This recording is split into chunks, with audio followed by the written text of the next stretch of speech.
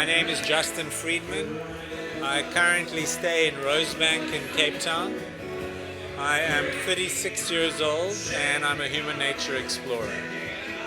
I'm here at TEDx Table Mountain on auction. The moment in my life I'm most proud of is probably when I participated in the birth of my young daughter, and things didn't go as expected and things happened that needed to be acted on quite quickly, and my instinct kicked in and I was able to make a contribution to really making the situation a lot easier and a lot safer.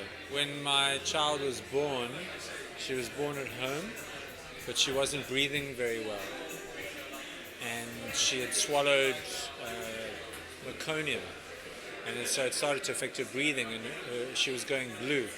So we did all the things we could do at home, and then there was a time gap between what needed to be done, and there had to be a call on whether to keep her at home and wait for an ambulance or to move to a clinic. And a sequence of events happened that I had to make a decision, and in that moment made a decision to take her and be driven to a clinic, and then stayed with her for the 3 hours. Her mother wasn't able to be with her because she was hurt, and so stayed with her through that whole process, which, even though it was traumatic, it still felt like, under the circumstances, we overall did well, and I felt I had made a contribution to something extremely vital.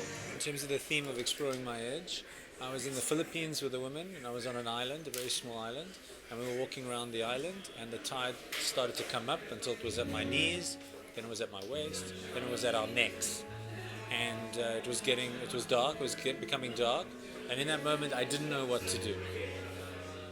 So what happened was, we couldn't get too close to the shoreline because the waves were breaking on the rocks.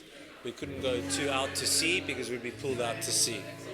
So I didn't know what to do. We had also not eaten really for 7 days. We'd been on a cleanse, and so our energy was low.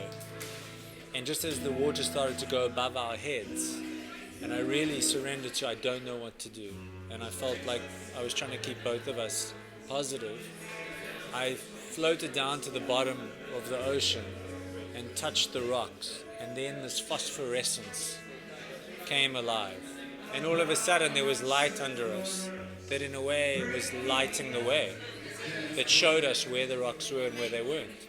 And so we started to get a little bit of hope, and we started to be able to navigate, and we spent the next hour ever so slowly, one stroke at a time, moving around the island, which we actually never knew how big it was.